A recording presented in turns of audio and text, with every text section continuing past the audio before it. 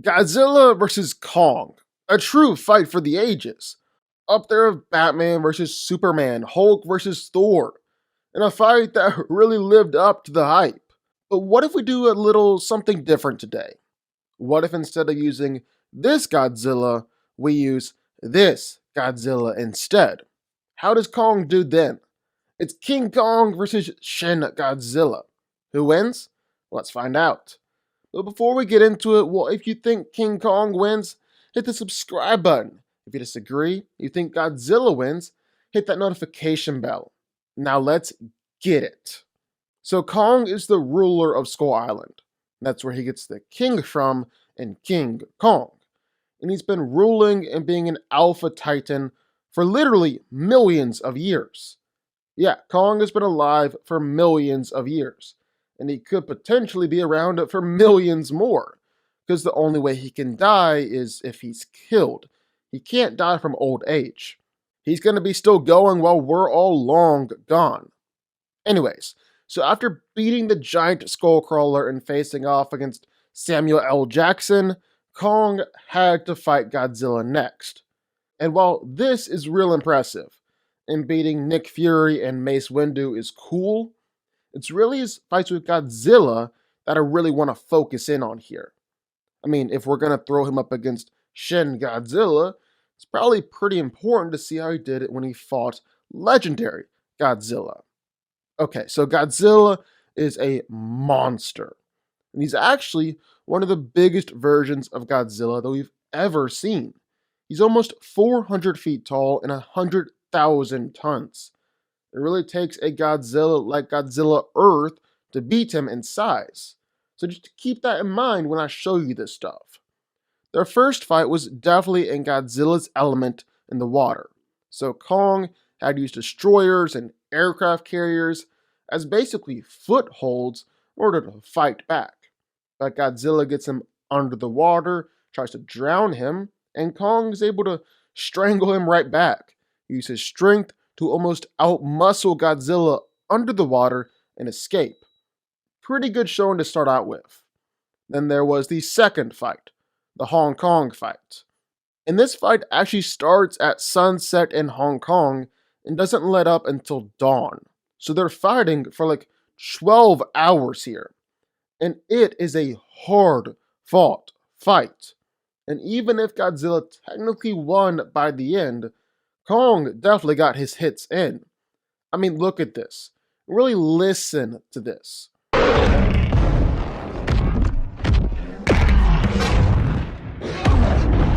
You can't tell me that Godzilla wasn't feeling each and every one of those punches that Kong was sending his way. Not even to mention, they were destroying like all of Hong Kong while they headed out.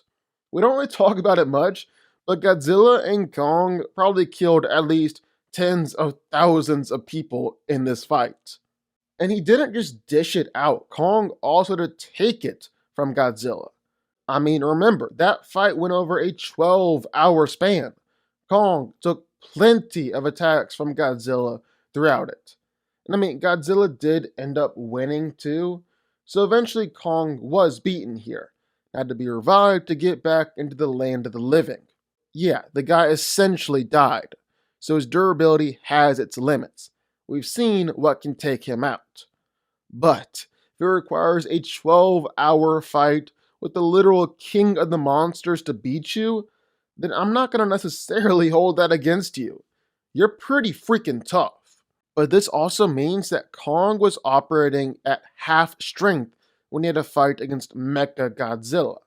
And Mecha Godzilla is unlike anything that they've seen before.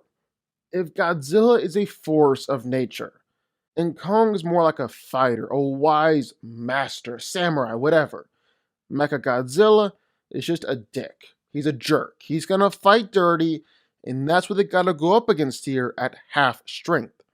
So this is Kong at 50%, and he's still able to help kick Mecha Godzilla's butt. He gets in there with his axe and starts trying to chop things up. When Godzilla helps out his new little buddy and supercharges the axe, well, it's all over at that point. Kong just goes to town, starts wrecking shop, and takes Mechagodzilla out. And that axe is also a big part of how Kong fights. Not the axe specifically, although, yes, that too, but it also shows that he fights with some level of skill, some out of the box thinking, and some just straight on the fly ingenuity. He was doing this all the way back on Skull Island. He did it in Hong Kong. It's just a part of who he is. For being basically just a giant animal, Kong doesn't really fight like an animal. Like Godzilla, he fights like an animal, clawing and scratching and getting all up in there. Kong doesn't do that. Kong fights like a warrior. But then there's the other Godzilla, Shin Godzilla. And here's the thing, Shin Godzilla is kinda unique among all the other Godzillas, as he started out as some kinda prehistoric creature, just swimming around in the ocean when he was horribly mutated by some nuclear radiation in the 1950s. And this is where it becomes a bit different, because along with that mutation comes a unique ability. Godzilla can rapidly change his DNA and adapt and evolve in pretty much an instant.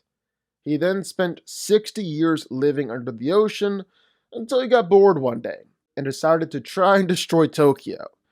So, over the course of the movie, Godzilla went through 4 different forms, all of which were distinct and some of which were very, very weird. I mean, just take a look at Form 1. It may or may not just be one giant tail, just a giant worm thing. This time he was able to bust up the Aqualine tunnel and was supposedly hot enough to just start boiling the water around him. But that's kinda all we saw from him in Form 1. Form 2, well, it was kinda pathetic as well. But bless his little heart, he's just trying his best out there. This is the form where Godzilla was able to evolve to where he can walk on land. Well, now Godzilla's out there strutting around on his own 2 legs and just constantly throwing nasty juices all over the place with his gills. Here, he's able to push around boats and push around cars, even destroy houses and knock over a building. But nothing really compared to Kong. Kong went up against this guy, he would easily win. So, on to Form 3. The big guy went through a growth spurt here. Was able to stand more upright, even grew himself some actual arms. So good job, bud. He's also able to destroy things a whole lot easier now, even flipping over a train and sending that train flying by slamming his tail on the ground. But Form 4 is where he really gets going. Here he's real big, real tough, and totally ready to mess up everybody's day. So he's tough enough to where tank fire literally just has no effect on him. Bombs literally just bounce off his skin. The only thing that we even saw break through the skin were bunker busters. The bombs designed to bust the bunkers way under the ground. And even then, Godzilla healed from it almost immediately. The real thing here is his atomic breath, though. Literally just the exhaust from charging up his atomic breath is enough to destroy a city block. The actual beam itself can cut the city in half. And then Godzilla doesn't have to just shoot out one beam. He can focus it through his dorsal fins and shoot out tons of blasts from his back, or even shoot out a beam from his tail. Because, I mean, why not? It's not like this Godzilla wasn't already weird enough. Only problem here is that Godzilla kinda has to watch his atomic breath, because if he uses it too much, well, it's gonna cause him to run out of power. Meaning, he's going to have to go into hibernation for a while in order to recharge. Then there's Form 5, which, oh my god, what the heck? What is that? Kill it! Kill it, kill it, kill it! Get it out of here! Okay, phew. Back to normal. I don't know what that thing was, but I did not like it. Okay, so Shin Godzilla's never gonna beat Kong in a hand-to-hand fight. He's way too slow, he's a bit too weak, isn't quite strong enough, he just doesn't have it in him. Kong can just stand there and wail on him, chop away with his axe without even really worrying about Godzilla doing anything. That's why Godzilla's biggest advantage is his atomic breath. Kong was injured by a blast from Godzilla, so I'd say this Godzilla could injure him too. Kong's fix, though, was being able to absorb and block a lot of atomic blast with his axe. That shouldn't really happen here, because even if Kong can use it to block one of Godzilla's blast, well, what's he gonna do about the countless other ones? What's he gonna do about the fire breath? Kong doesn't do too well with fire from what we've seen. What's he gonna do with Godzilla's accuracy? Shooting drones out of the sky, while those things are flying around at Mach speed. What's gonna happen if he tries to jump on Godzilla's back like last time? That wouldn't really go too well. If the fight starts at such a close range that King Kong is able to instantly get his hands on Godzilla, then I could see him winning. Like we said, Kong is stronger, faster, and a better fighter. Just get in there with his axe and start chopping away. But put any amount of distance between them, and I gotta back with Godzilla. I don't see how Kong is going to be able to make his way through just this onslaught of atomic breath and fire attacks, especially since we've seen these things can injure him in the past. So yeah, more often than not, I'm going to go with Godzilla. Shin Godzilla wins. But what do y'all think? Sign off in the comments down below. Who do you think wins this fight? King Kong or Shin Godzilla? What do you think about that Godzilla versus Kong Call of Duty update? Are you enjoying it? Sign off down below. Also be sure that like button, subscribe button, and turn notifications for more videos like this one every single day. And I will see y'all next time.